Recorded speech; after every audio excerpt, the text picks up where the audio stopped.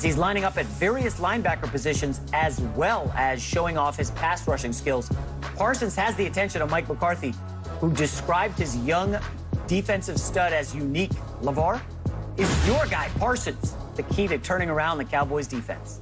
He's a major part to the ingredients of making the key that does unlock the potential of what the Cowboys can be.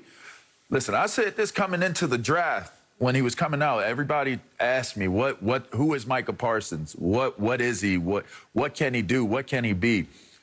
I thought he was the best player in the draft overall, not because of my connection and relation to him, because I know what his capabilities are. I said this, I made a bold proclamation on the show yesterday, and I saw a couple people picked up on it. I said it's the best football player I've seen since I played with Sean Taylor.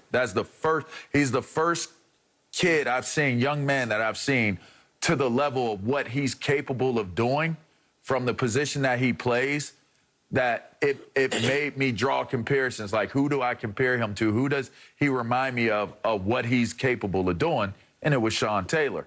Reason why, it's like Sean plays safety, Micah plays linebacker, but when you think about the things that Sean Taylor was able to do, Sean Taylor could play safety, both safety positions, both strong and free. He can cover like a free. He can hit you like a bag of bricks like a strong. He can get in the box like a strong and play like a linebacker, or he can get out and play coverage. He can do all of those things. He was so versatile. He was sideline to sideline. When you look at Micah Parsons and what his skill sets are and what his strengths are and what he's capable of doing, it's the same exact thing, except it's the level up and one more level forward. At the linebacking position, he can play all three linebacking spots. He can play on the inside, which means that he can play inside the tackles, make plays with guards, make plays against centers. He can get to the ball carrier, and he is one of the best at navigating and disengaging blockers. He's also able to get sideline to sideline. So if you think about like guys like a Brian Urlacher, who had the ability to be able to run from sideline to sideline from the inside of the defense, he can do all of those things at a Pro Bowl, all-pro level. If you put him on the outsides, strong side, can you set an edge? Can you be a three-down backer at the strong side? It's a different game than the weak side. Weak side guys, it's more pass-oriented. It's more off the ball. It's more play the run. He can do that. He's quick enough. He's fast enough. His decisiveness in being able to diagnose plays, his ability to antidote he's a different dude. He can cover man-to-man. He can do all those things. He can play on a tight end, man-to-man. He can do what a strong side backer does, which is more dirty work of the defense. It's more almost like an interior lineman, a defensive end added to your defense. But he can run as a defensive end. You can actually, the kid was actually a defensive end in high school. He had to transition out of being a defensive end and move to a linebacker. A lot of what we saw from Pitt State linebacking Micah Parsons was even watered down because they probably couldn't figure out how exactly to use him. This is going to be the biggest key for McCarthy and for Quinn, and Quinn has admitted it as much. How do you use Micah Parsons? You have a strong linebacking core. You have a really, really strong defensive front as well that's coming together. How do you use Micah Parsons exactly? If they crack the code on where to use him and at the times to use him, you should see a really, really special player, a generational player on the defensive side of the ball. So a major key ingredient to if the Dallas Cowboys will have success this year as a rookie. Look, I like the kid. I like the kid a lot. I don't think it's possible to like him as much as LeVar does, but I do like him. All right. I think that the Cowboys hit at least a triple. They hit a triple with this. We'll see if it turns into a home run, but this was a good draft pick. You mentioned everything he can do. I mean, the kid, he's versatile. His size, 6'4", 250. He's got 4.3, 4.4 speed. Do you understand how crazy that is? That he runs a 4.3 40? Right. That's incorrect. He ran a 4.39, right? Coming out of college. The dude has all the ability to get it done. Saying he is the key is an overstatement. That's going too far. But I think he, as you said, LeVar, he's one of the keys. I think Dan Quinn is a key. All right, I know he's the defensive coordinator. He won't be out there on the field, but he's the key. Dallas had the 4 years before Mike Nolan took over, they were in the top third of the league defensively. And a few times they were in the top 10, close to the top 5. And Nolan comes in and complicates things, and they fall off. So I think Quinn coming back is a bit, or, coming to Dallas, he's a great defensive coordinator. I think that's big. I think the other linebackers, Leighton Vander Esch, I've mentioned, he's playing for a contract. I think that's going to be big. I think he'll be able to stay healthy. Somehow guys have a way of staying healthy at times when they're playing for a contract. All right, Jalen Smith, I need a good year out of him. DeMarcus Lawrence, I need him to turn back the clock. 2 years ago, he was a Pro Bowler.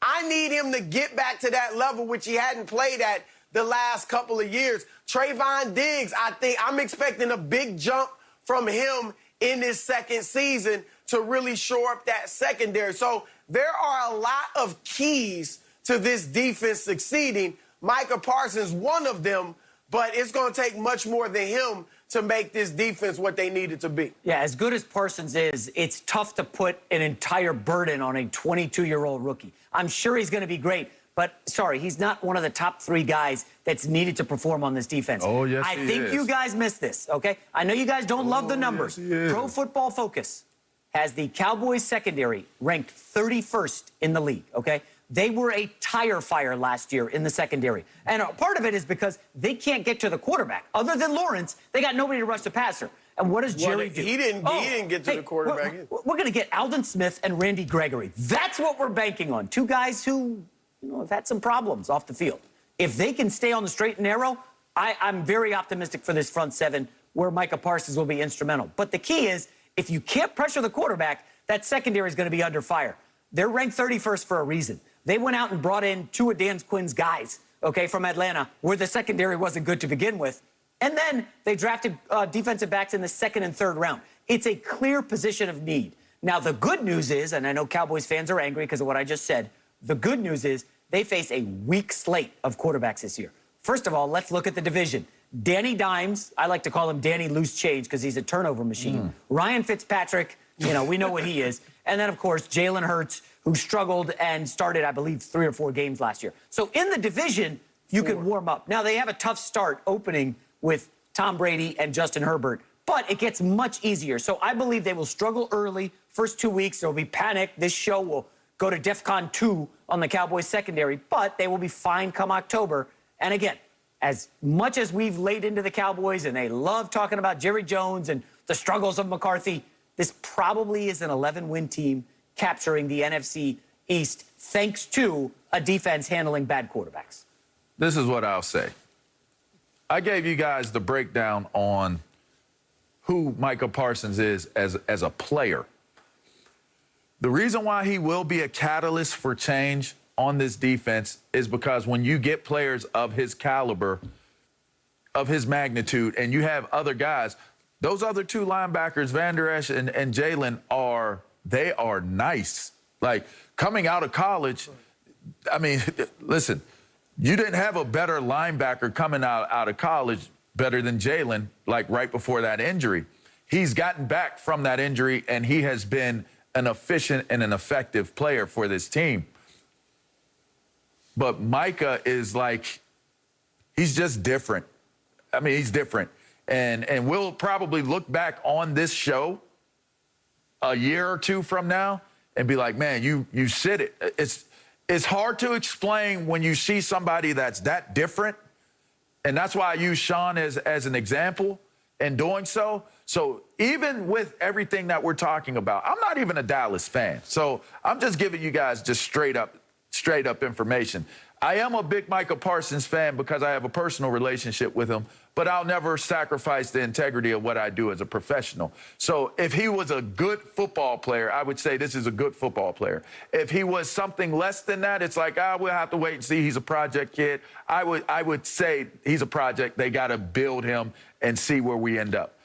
He will be a major catalyst. He will emerge as like an Urlacher, like a Mack, like a Ray Lewis. He will emerge, a Von Miller. he will emerge as an impact player on this team. And it's very far and few in between where you get guys that